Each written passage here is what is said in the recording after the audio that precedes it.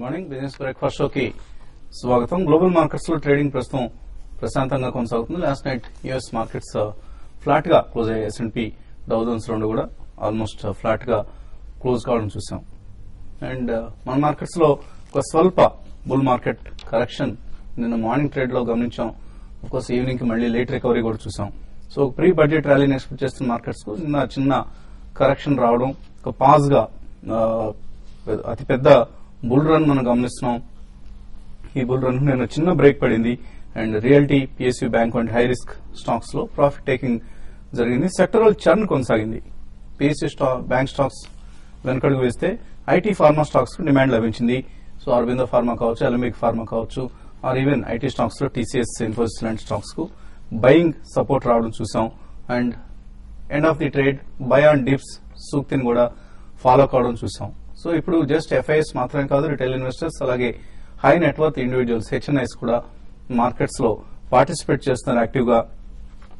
And నిన్న FIS buying చూస్తే 682 crores cash markets లో FIS బై చేశారు. ఇదే సమయంలో అఫ్ కోర్స్ ఇండెక్స్ ఫీచర్స్ లో సెల్లింగ్ కూడా చేశారు. అండ్ డొమెస్టిక్ ఇన్స్టిట్యూషనల్ ఇన్వెస్టర్స్ భారీ స్థాయిలో అమ్మకాలు కొనసాగించారు. 1215 crores వర్త్ స్టాక్స్ నిన్న LIC కావచ్చు, ఇతర డొమెస్టిక్ ఇన్స్టిట్యూషనల్ ఇన్వెస్టర్స్ అమ్మకాలు చేయడం చూసాం. అండ్ HDFC, ఇన్ఫోసిస్ లు నిన్న మార్కెట్ రికవరీని లీడ్ చేశాయని చెప్పుకోవచ్చు. సో ఐటీ ఫార్మా స్టాక్స్ లో మనకు డిమాండ్ కనిపించింది, బయింగ్ సపోర్ట్ కనిపించింది. అండ్ ఇప్పటికి కూడా ఈక్విటీ మార్కెట్స్ లో ఎంత ర్యాలీ వచ్చినా కూడా నిఫ్టీ కంపెనీస్ లో అత్యధికం అంటే నిఫ్టీ 7600 లెవెల్ రికార్డ్ లెవెల్ దాటినా కూడా ఇంకా ఇక్కడ కూడా అత్యధికం 10 సంవత్సరాల సగటు PE కంటే తక్కువ PE దగ్గర ట్రేడ్ అవుతున్నాయి. For instance Cain India 10-year average PE 13.8 అయితే ప్రస్తుతం 6.3 దగ్గరే ట్రేడ్ అవుతుంది. NMDC కూడా 15 యావరేజ్ PE అయితే 10 సంవత్సరాల యావరేజ్ PE అయితే ప్రస్తుతం 9.6 దగ్గర. టాటా స్టీల్ 10.8 యావరేజ్ PE అయితే ప్రస్తుతం 8.3 దగ్గర. అలాగే IDFC, HDFC bank, ICICI bank ఇటువంటివన్నీ కూడా లాంగ్ టర్మ్ యావరేజ్ కంటే డిస్కౌంట్ PE దగ్గర ఇంకా దొరుకుతున్నాయి. సో వాల్యుయేషన్స్ ఇక్కడ మనం ఏమీ ఎక్స్పెన్సివ్ కాలేదు అన్న ఒక వార్త చూసాం మనం. సో 19 బ్లూ చిప్స్ ఏవైతే మిస్ అవుట్ అయ్యాయో మనం ఇందాక అనుకున్న కెయిన్ ఇండియా కావచ్చు, ICICI బ్యాంక్ కావచ్చు, NMDC కావచ్చు, టాటా స్టీల్ కావచ్చు, ఇటువంటి ఇవన్నీ కూడా ఇంకా మనకు అట్రాక్టివ్ వాల్యుయేషన్స్ దగ్గర దొరుకుతున్నాయి. ఇక్కడ కూడా వీటిని కొనుగోలు చేయొచ్చు అన్న సలహా ఇస్తున్నారు మార్కెట్ ఎక్స్పర్ట్స్. సో ఇటువంటి స్టాక్స్ లో ఎప్పటికప్పుడు బై ఆన్ డిప్స్ ఇది ఇంకా ఫాలో కావాల్సిన అవసరం కనిపిస్తుంది. And stocks to watch list లో ఇవాళ అల్ట్రాటెక్, JP అసోసియేట్ రెండు కూడా ఉండబోతున్నాయి. నిన్న కూడా ఈ స్టాక్స్ సంబంధించిన వార్త రావడం జరిగింది.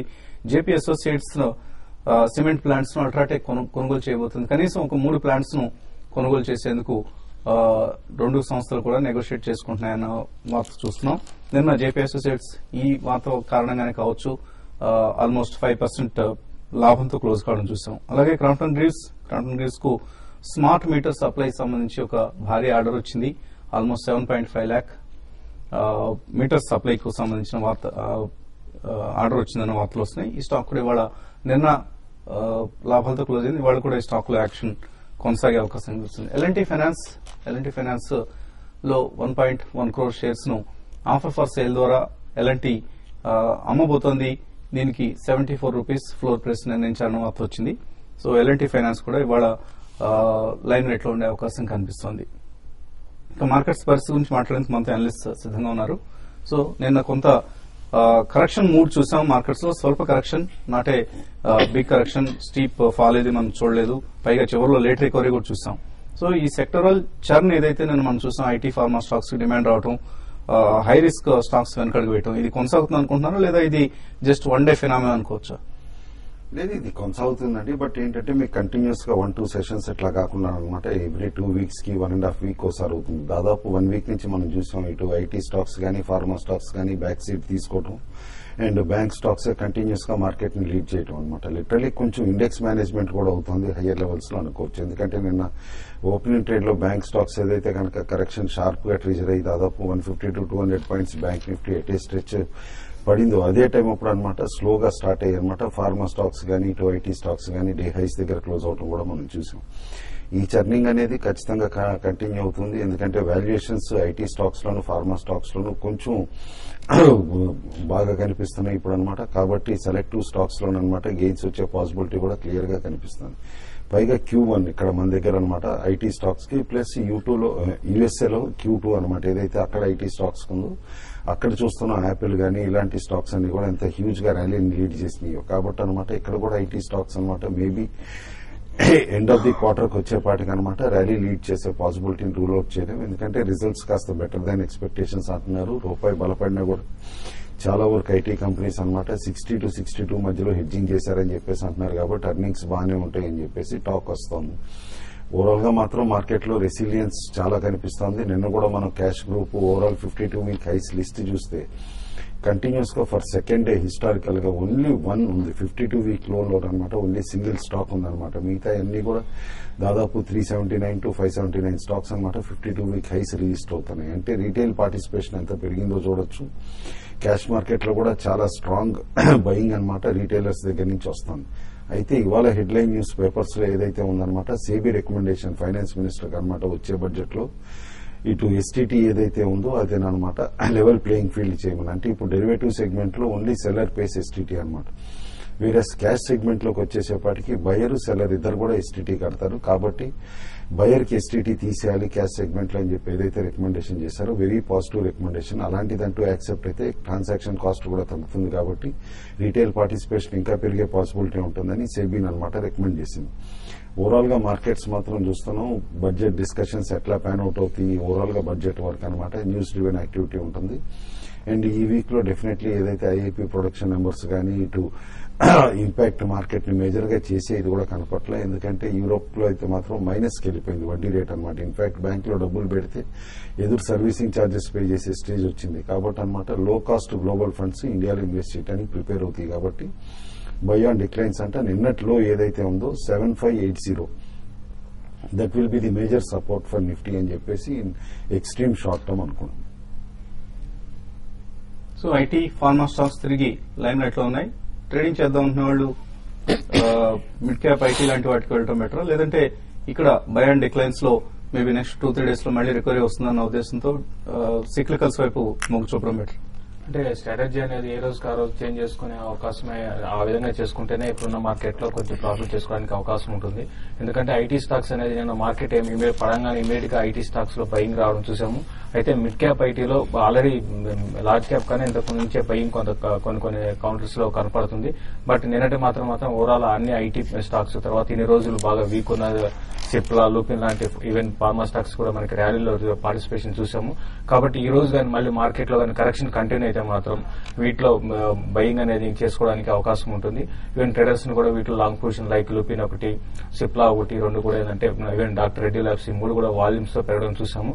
కాబట్టి షార్ట్ టర్మ్ అప్ ట్రెండ్ అనేది వీటిలో కొనసాగవచ్చు. అట్లనే ఐటీ స్టాక్స్ లో కూడా ఒక అప్ ట్రెండ్ ఉంటుంది. అయితే మార్కెట్స్ ఈ లెవెల్ గానీ మళ్ళీ ఒక మార్కెట్ లో ఒక అప్ ట్రెండ్ గానీ కనపడిందంటే మాత్రం మళ్ళీ ఈ స్టాక్స్ లో సెల్లింగ్ రావడానికి అవకాశం ఉంటుంది. ఇది షార్ప్ గా తీసుకోవాల్సిన నిర్ణయం అప్పటికప్పుడు తీసుకోవాల్సి ఉంటుంది ట్రేడింగ్ మధ్యలో. కాబట్టి దాన్ని దృష్టిలో పెట్టుకుని ట్రేడర్స్ ట్రేడ్ చేసుకోమని చెప్తాను. నిన్నటి మార్కెట్ ఈ రోజు మార్కెట్ విషయానికి వస్తే చూసాం నిన్న దగ్గర 75 పాయింట్స్ దాకా నిఫ్టీ లో నుంచి రికవర్ వచ్చి పాజిటివ్ గా క్లోజ్ అయింది.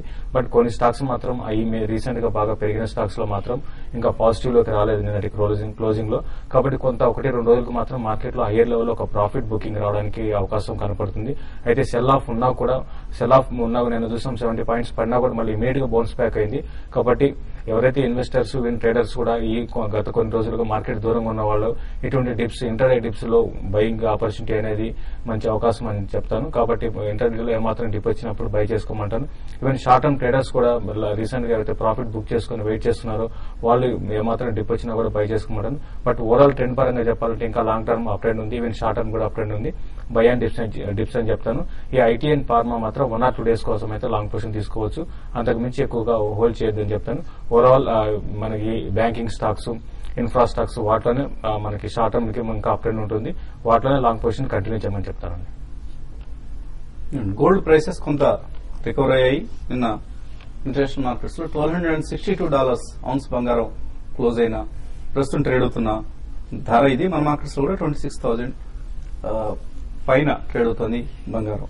కాలర్స్ లైన్ ఉన్నారు. ఫస్ట్ కాలర్ విజయవాడ నుంచి మూర్తి. హలో హలో నమస్తే అండి. కుటుంబరావు గారు, ఈ రేట్లలో బయోకాన్ ఒకటి సిప్పుల ఒకటి కొనొచ్చా? అలాగే 385 రూపాయలు నా దగ్గర ఆర్టీ ప్లస్ 400 షేర్లు ఉన్నాయండి. అది లాంగ్ టర్మ్ కోసం ఉంచుకోవచ్చా? ఆర్తి అయితే డెఫినెట్లీ హోల్డ్ చేయమంటానండి. One of the better mid cap అనమాట ఫార్మా స్టాక్స్. ప్లస్ ఏపీఎస్ లో స్ట్రాంగ్ ఇదని ప్రెజెన్స్ ఉంది కాబట్టి హోల్డ్ చేయండి. స్టాక్ ఎక్కడి నుంచి కూడా మీకు అనదర్ 25-30% ర్యాలీ అయ్యే పాసిబిలిటీ క్లియర్ గా కనిపిస్తుంది. బయోకాన్ కు వచ్చేప్పటికి మనం చూసాం రీసెంట్ కరెక్షన్ 513, 510 లెవెల్స్ దగ్గర నుంచి అనమాట. స్టాక్ దాదాపు 440 లెవెల్స్ కి పడినా కూడా ఇమీడియట్ గా ఎంత షార్ప్ గా రికవర్ అయిందో. నిన్న బాగా పార్టిసిపేట్ కూడా అయింది. దాదాపు షార్ట్ టర్మ్ హై అంటే 2 వీక్ హై దగ్గర అనమాట 486 ఆ లెవెల్స్ దగ్గర క్లోజ్ అయింది. నేను అనుకోవటం తిరిగి 52 వీక్ హై స్టాక్ ఈజీగా క్రాస్ అవుతుంది. It has potential to reach up to 560, 570 అండి. హోల్డ్ చేయండి. సిప్లా కూడా మనం చూస్తున్నాం Q4 రిజల్ట్స్ మాత్రం కాస్త in line with expectations or slightly better అని చెప్పేసి అనుకోవచ్చు. స్టాక్ కూడా స్ట్రాంగ్ గా రెసిలియంట్ గా ఉంది. హోల్డ్ చేయండి యాజ్ ఆఫ్ నో. అది కూడా 52 వీక్ హైస్ తిరిగి క్రాస్ అవుతుందని చెప్పేసి అనుకుంటున్నాను. తర్వాత కలర్ వరంగల్ నుంచి Rajesh. Hello hello sir, good morning sir. Morning, అడగండి రాజేష్. సార్ ఈ రేట్ లో ఇన్సైడ్ ఇండస్ట్రీస్ కొనొచ్చా? అంటే ఐఎఫ్ఎల్ఎస్ ఇన్వెస్ట్మెంట్ ఒకటి ఉన్నాను సార్ 2250లో. అవి రేట్ లో హోల్డ్ చేయొచ్చా? ఫస్ట్ ఏదన్నారు? ఇన్సైడ్ ఇండస్ట్రీస్ ఈ రేట్ లో కొనొచ్చా? ఇంకోటి ఐఎఫ్ఎల్ఎస్ ఇన్వెస్ట్మెంట్ అని 22లో. NCL industries. NCL okay okay అండి.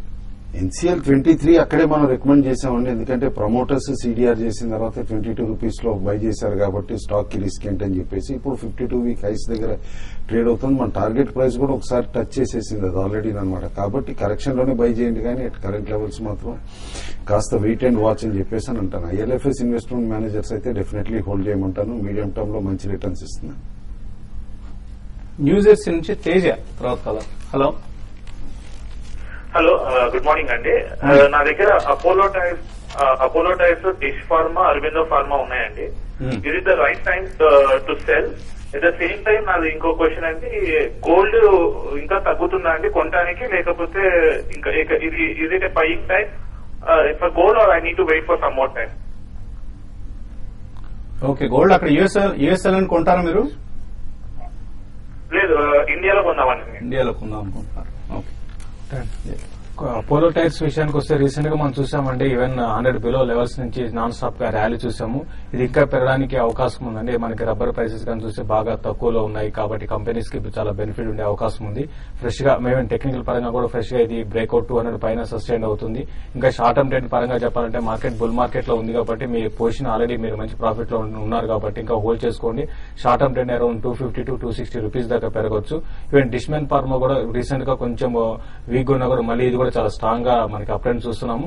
ఇది ఇంకా పెరగడానికి అవకాశం ఉందండి. ఇది 140 to 150 rupees short term trend కి ఆ లెవెల్ దాకా రావచ్చు. ఈవెన్ ఇన్వెస్ట్మెంట్ కూడా హోల్డ్ చేసుకోమని చెప్తాను. అరవిందో ఫార్మా మాత్రం రీసెంట్ గా మంచి ర్యాలీ ఒక చూసాం, 200 రూపీస్ నుంచి నాన్ స్టాప్ గా పెరుగుతూ వచ్చింది.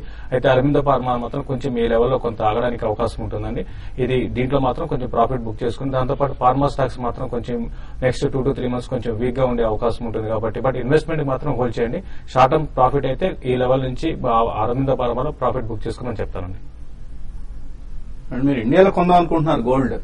యుఎస్ లో ఇంటర్నేషనల్ మార్కెట్స్ లో మాత్రం $1,200 వరకు కూడా వెనక్కి వచ్చే అవకాశం ఉంది అన్న బేరిష్ అంచనా ఉంది గోల్డ్ ప్రైస్ సంబంధించి. ఇది మీకు రూపీ డాలర్ వేరియేషన్ బట్టి ఇండియాలో ప్రైస్ కూడా మూవ్ అవుతూ ఉంటుంది. బట్ కొంతకాలం వీక్ గానే ఉంటుందండి. వెయిట్ చేయండి. గోల్డ్ ప్రైస్ హడావుడిగా పెరిగే ఛాన్స్ అయితే ఏం లేవు. మరికొంత వీక్నెస్ వచ్చిన తర్వాత మీరు గోల్డ్ కొనుక్కోవచ్చు. మరిన్ని కాల్స్ తీసుకోబోయే ముందు కాసేపు విరామం.